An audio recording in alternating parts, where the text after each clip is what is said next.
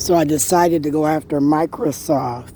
And the reason I decided that Microsoft owed me money was because under theory, when I lived at Moonraker Apartments, I paid for Microsoft $199. And I didn't get to use it.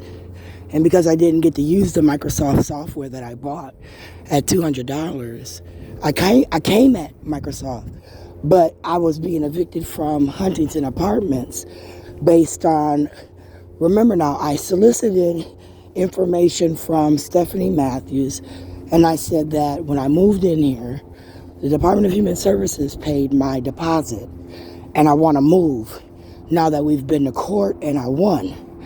And I called the welfare department to ask about my deposit and what happens to it, because I was coming from the shelter where I wasn't sure if the shelter or the welfare, because I applied for emergency assistance.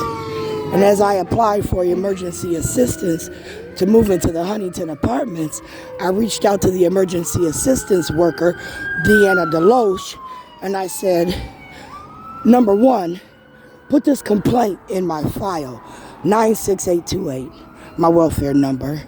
I shouldn't be putting that out there in the America, but if you don't work there, then you can't access that file. Only welfare workers could access it. And then they made me sign some type of form where you had to have supervisor clearance, which again, if Tiffany Mearsh, Andrea Faulkner's best friend, was the supervisor, Michael Cooper Sr., denying Shayla medical, as you know, she's being hit in the head, Marcus, because your girlfriend whacked her with a belt, and you know, Shayla was being denied medical and having to pay for it herself, either out of the Burger King money across the street from Honeywell, or was it the Noodles and Company money? I'm not sure, but it was one of them jobs where, again, Shayla was being made to pay for her own medical because her paperwork didn't go through, right? They said, Shayla, your paperwork got lost 3 times. So she didn't have no medical. And she was like, Mom, quit arguing about it. I'm just going to pay the money. So my daughter paid the money to get her medicine. And then they said the restitution wasn't giving her no money back. And then I had another meltdown. I contacted the domestic abuse people because I said, what kind of court system is this, right?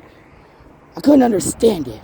So as I thought about the shit that goes on day to day under Bobby Joe Champion, I said, you know, Shayla told me that when Tressie lived over there off of Highway 100, near that intersection, Paul Berchi, where, you know, that officer happened to be, I said that when Shayla said Tressie lived there, that there was a social worker and a lawyer there.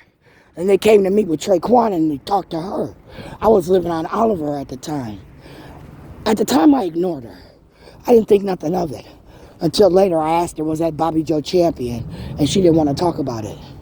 She didn't want to talk about the lawyer and the social worker, Judge Bransford, that showed up at Tressie's house when she lived off of Highway 100 over there by where Andrea Faulkner's fucking kid was working at that Cub, right?